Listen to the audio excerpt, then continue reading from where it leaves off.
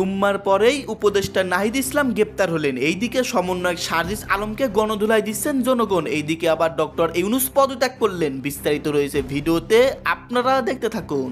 বলছেন যে একটা পরিকল্পনা করে পদত্যাগ করেছেন আপনার নাহিদ। তো পরিকল্পনা দলটির প্রধান হিসেবে দায়িত্ব না শুধু তা না, নির্বাচন যেন এই বছর হতে না পারে, মাঠ পর্যায়ে রাজনৈতিক দল গঠন করে সেটাকে সরকারের জন্য একটা চ্যালেঞ্জ হিসাবে দাঁড় করানোর একটা পরিকল্পনা আছে বলে বিএনপি মনে করছে।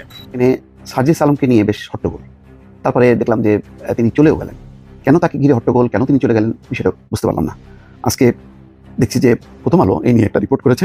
সার্জিস আলমের আরো বক্তব্য হচ্ছে, এই ঘটনাগুলো যে বা যারা ঘটাইছে এদের অবস্থা আমরা জানি, কিংবা তাদেরকে আমরা এভাবে বলে দিতে চাই যে আপনাদের অবস্থা আওয়ামী লীগের ছাত্রলীগের মতো হবে। আসসালামু আলাইকুম সম্মানিত দর্শক, আজকের এই ভিডিওতে সমস্ত তথ্য আপনারা একসঙ্গে জানতে পারবেন। দর্শক মণ্ডলী, সরকার থেকে উপদেষ্টা নাহিদ ইসলাম কেন পদত্যাগ করলেন, এর পেছনের রহস্য কি, আসলে তার মূল উদ্দেশ্য কি। সম্মানিত দর্শক মণ্ডলী, ইতিমধ্যে সমস্ত তথ্য সেনাবাহিনীর হাতে এসে পৌঁছে গেছে। নাহিদের সমস্ত তথ্য ফাঁস হয়ে গেছে, তিনি কেন পদত্যাগ করেছেন।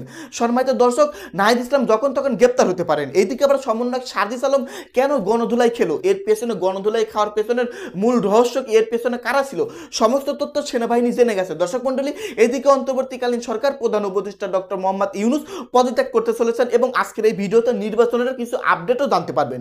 দর্শক, সবকিছু মিলে আজকের এই ভিডিওতে সমস্ত তথ্য একসঙ্গে আপনারা জানতে চলেছেন। তো বেশি দেরি না করে আমরা ভিডিও ক্লিপে চলে যাই। আপনারা মনোযোগ সহকারে ভিডিওটি না টেনে সম্পূর্ণ দেখতে থাকুন।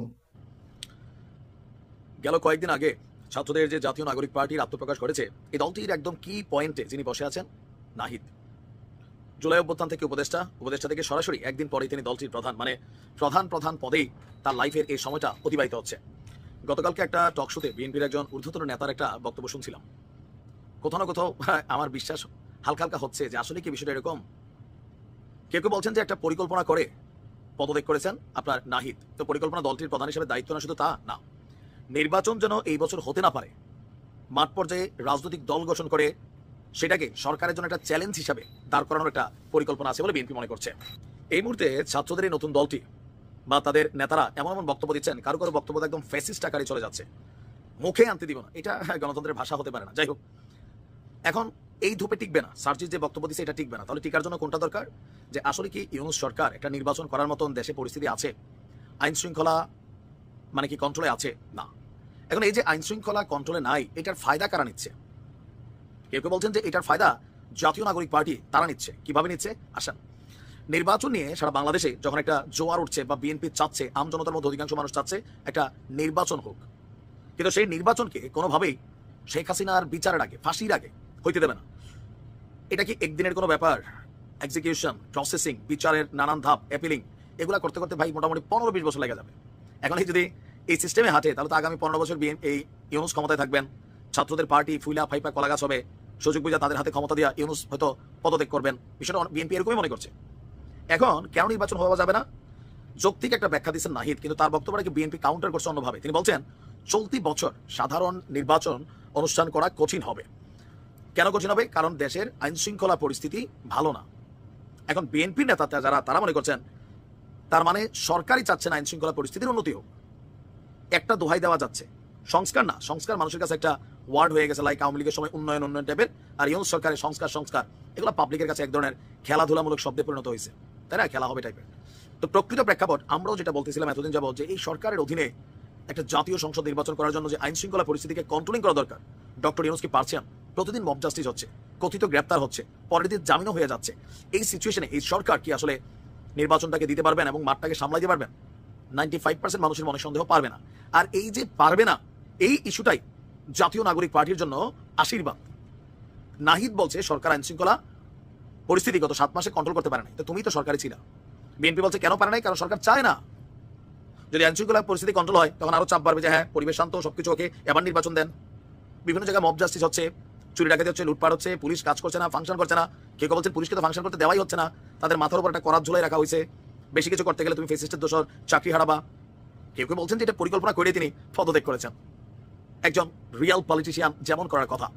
আবার ওইদিকে সরকারে তাদের দুজন আছে, যারা সরকারে আছে তারা প্রভাব বিস্তার করছেন। এখন মাঠে যারা নামছেন তারা রাজনীতির মাঠে প্রভাব বিস্তারের চেষ্টা করছেন। সরকার থেকে শুরু করে এই রাজনৈতিক দল জাতীয় নাগরিক পার্টি, তারা একমাত্র দল যারা চায় না 2026 নির্বাচন হোক।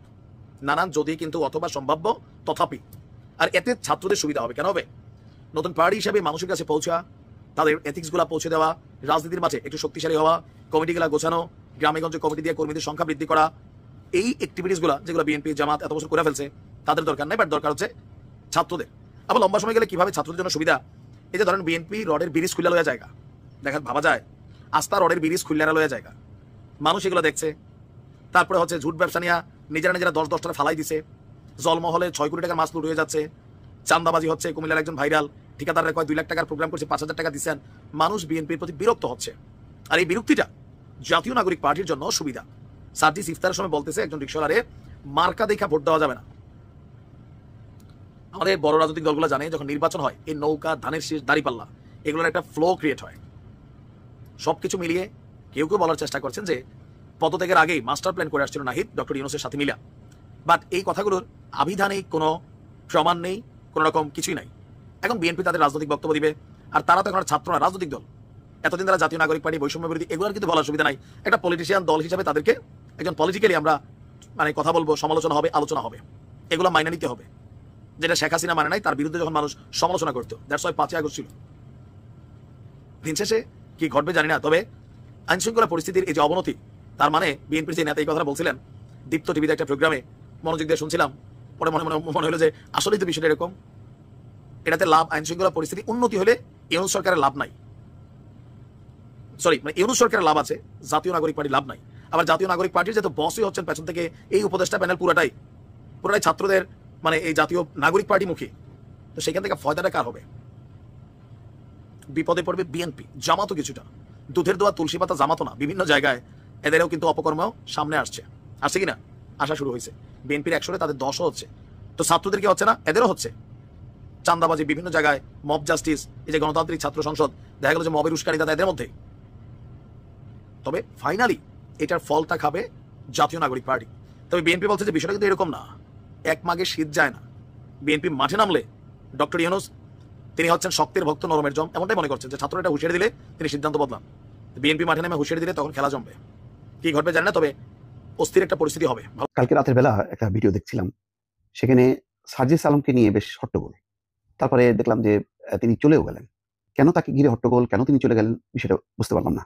আজকে দেখছি যে প্রথম আলো এই নিয়ে একটা রিপোর্ট করেছে যে বসুন্ধরার এলাকায় যে ঘটনা নিয়ে যা বললেন সার্জিস আলমের বক্তব্য নিয়ে একটা রিপোর্ট করা হয়েছে যে কি ঘটেছিল কালকে রাতের বেলায়, যে তাকে ঘিরে হট্টগোল, চিৎকার চেঁচামেচি দেখছিলাম। খুব বড় ধরনের অপ্রীতিকর না, কিন্তু বিষয়টা অবশ্যই অস্বস্তিকর, যে কারণে সার্জিস আলম সেখান থেকে চলে গেছেন। কি হয়েছিল এখানে বলা হচ্ছে যে জাতীয় নাগরিক পার্টির মুখ্য সংগঠক উত্তরাঞ্চলের সার্জিস আলমের রাজধানীর বসুন্ধরা আবাসিক এলাকায় যাওয়াকে কেন্দ্র করে চিৎকার চেঁচামেচির একটি ভিডিও ফেসবুকে ভাইরাল হয়েছে। ভিডিওটি পোস্ট করে কেউ দাবি করেছেন সাধারণ শিক্ষার্থীরা সার্জিস আলমকে বসুন্ধরা আবাসিক এলাকায় অবাঞ্ছিত ঘোষণা করেছে। আসলে এটা খুব দুঃখজনক। সার্জিস আলম এখনো মনে পড়ে সেই ডিবি হারুনের যে অফিসে তাদেরকে দিয়ে যে জোর করে সংবাদ সম্মেলন করা হচ্ছিল এবং নাহিদ ইসলাম পড়ছিল পাশে, বিশেষ মানে আঙুল দিয়ে বলছিল যে বন্দুকের মুখে তাকে পড়ানো হচ্ছে। তো ওই সময়ের ঘটনা চিন্তা করেন যে কি পরিমাণ জনপ্রিয় ছিল, এবং তারা জীবনের ঝুঁকি নিয়ে এরকম একটি আন্দোলনে ছিল। এখন তারা রাজনৈতিক দল একটা পক্ষ হয়েছে, এটা না হলে আমার মতে ভালো ছিল আর কি, তাহলে সবার কাছে খুব প্রিয় থাকতেন। কিন্তু তারা একটা লক্ষ্য নিয়ে রাজনীতি করছেন, এটাও তাদের অধিকার। তো সেই অধিকারেও হস্তক্ষেপ করার উচিত না, তাদের কথা সবসময় মাথায় রাখা উচিত যে এদের বীরত্বের কথা। কিন্তু এখন ওই যে বাংলাদেশে যা হয়, আপনি যখন রাজনৈতিক দল করবেন তখন আপনার প্রতিপক্ষ আপনাকে ছাড় দেবে না, এটা অ্যাকসেপ্ট করার মতন গণতান্ত্রিক মানসিকতা যথেষ্ট অভাব। আর গত 15 বছরে তো এক পক্ষ আরেক পক্ষকে নির্মূল করো, খতম করো, এই টাইপের একটা মানসিকতা ছিল। তো হয়তো সেই কালচারটা এখনো চলছে, যার কারণে সার্জিস আলম গতকালকে রাতে বসুন্ধরা আবাসিক এলাকায় যে একটা অবাঞ্ছিত একটি পরিস্থিতির মধ্যে পড়েছেন। এখানে প্রথম আলো বলছে যে ভাইরাল ভিডিওটির ঘটনাটি ঘটেছে বুধবার রাত 10টার পরে বসুন্ধরা আবাসিক এলাকায় অবস্থিত বেসরকারি নর্থ সাউথ ইউনিভার্সিটির সামনে। বুধবার রাতে ফেসবুকে বিভিন্ন অ্যাকাউন্ট থেকে ওই ঘটনার একটি ভিডিও পোস্ট করা হচ্ছে। ক্যাপশনে লেখা হচ্ছে, এনসিপিতে বেসরকারি বিশ্ববিদ্যালয়ের শিক্ষার্থীদের বঞ্চিত করার পর সার্জিস আলম এসেছিলেন বসুন্ধরা আবাসিক এলাকায় তার অনুসারীদের নিয়ে শোডাউন দিতে। এই খবর শুনে north south university, American university Bangladesh এবং ইন্ডিপেন্ডেন্ট ইউনিভার্সিটি বাংলাদেশের সাধারণ শিক্ষার্থীরা জড়ো হয়ে সার্জিসের অনুসারীদের উপর চড়াও হন। পরে সবার সম্মিলিত প্রতিরোধের মুখে সার্জিস তার গাড়িতে উঠে বসুন্ধরা এলাকা থেকে চলে যান। এ সময় সাধারণ শিক্ষার্থীরা সার্জিসকে বসুন্ধরা এলাকায় অবাঞ্ছিত ঘোষণা করেন। ঘটনা প্রত্যক্ষদর্শীরা বলছেন যে সার্জিস আলম বুধবার সন্ধ্যা 7টার দিকে বসুন্ধরা আবাসিক এলাকায় এসেছিলেন। তিনি ঘন্টা 3 ধরে ওই এলাকার বিভিন্ন বেসরকারি বিশ্ববিদ্যালয়ের শখানেক শিক্ষার্থীর সঙ্গে আড্ডা দেন। রাত 10টার পর প্রায় 15 জন তরুণ হঠাৎ অন্য পাশ থেকে সার্জিসকে লক্ষ্য করে বিভিন্ন স্লোগান দিতে শুরু করেন। এক পর্যায়ে সার্জিসের সঙ্গে থাকা শিক্ষার্থীরা এগিয়ে এলে দুই পক্ষে উত্তপ্ত বাক্য বিনিময় হয়। সার্জিসও এগিয়ে গিয়ে দুই পক্ষকে নিবৃত্ত করার চেষ্টা করেন। এক পর্যায়ে সার্জিস গাড়িতে উঠে সেখান থেকে চলে আসেন। এরপর দুই পক্ষের মধ্যে হাতাহাতির ঘটনা ঘটে। এদিকে এই ঘটনায় শাকিল নামের ছাত্র দলের একজন নেতা জড়িত বলে দাবি করেছেন সার্জিস আলম। শাকিল নামে ছাত্র দলের একজন নেতা, তিনি বলেন উদ্দেশ্যপ্রণোদিতভাবে একটু বিব্রতকর পরিস্থিতি তৈরির জন্য এটি করা হয়েছে। তারা সর্বোচ্চ 10-12 জন ছিলেন, তাদের মধ্যে 3-4 জন বাদে বাকিরা শিক্ষার্থীও নন।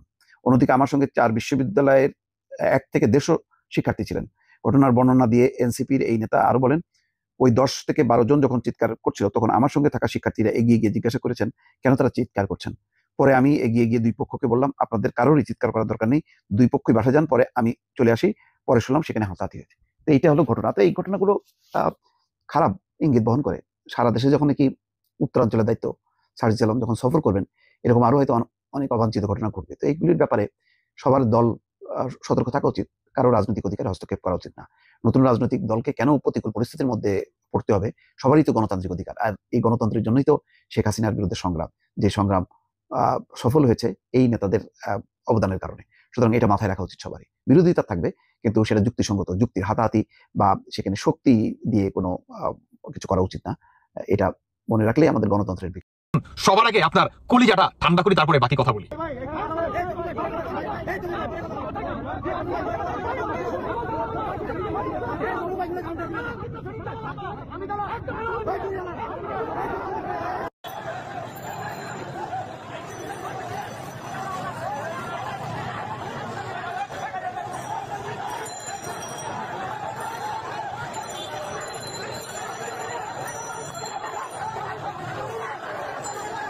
কি ভাই, কলিজা ঠান্ডা হয়েছে?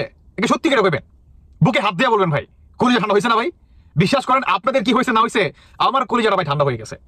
এই সার্জিস আলম আপনার গতকালকে তার ফেসবুকে একটা স্ট্যাটাস দেয় যে আপনার ঢাকার রাজধানীর বসুন্ধরাতে একটা চায়ের মিটিং কিংবা দাওয়াত আছে, অনেক এরকমই দাওয়াত তো না, আসলে সেখানে একটা মিটিং হয়েছে।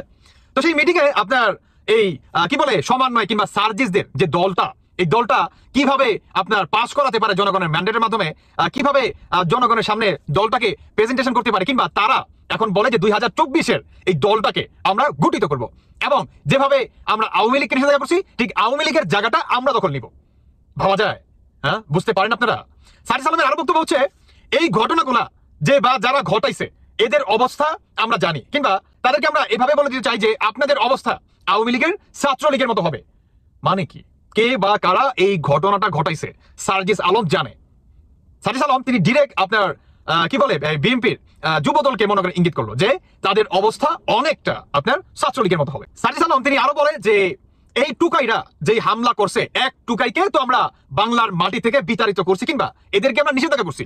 অন্যদিকে আরো একটা টুকাই আপনার ক্যারেক্টারে যদি কেউ আসতে চায়, তাদেরকে আমরা সেই টুকাকে দেখে শিক্ষা নিতে বলবো। যদি তারা শিক্ষা না নিতে পারে, তাহলে তাদের অবস্থা এক টুকাই মানে আরেক টুকাই মানে দুই টুকাই ভাই ভাই হওয়ার সম্ভাবনা অনেকটা বেশি।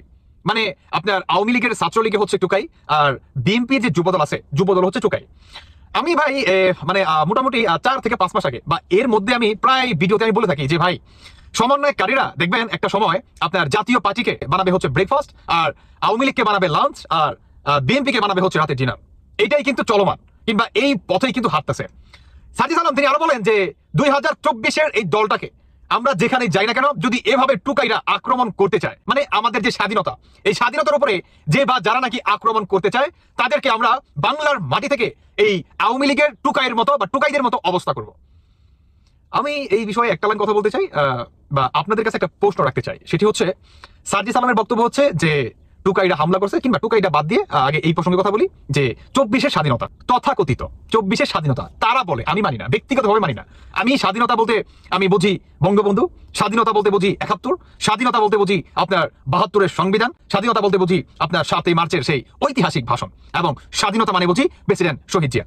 এছাড়া আমি আসলে আর কিছু বুঝি না।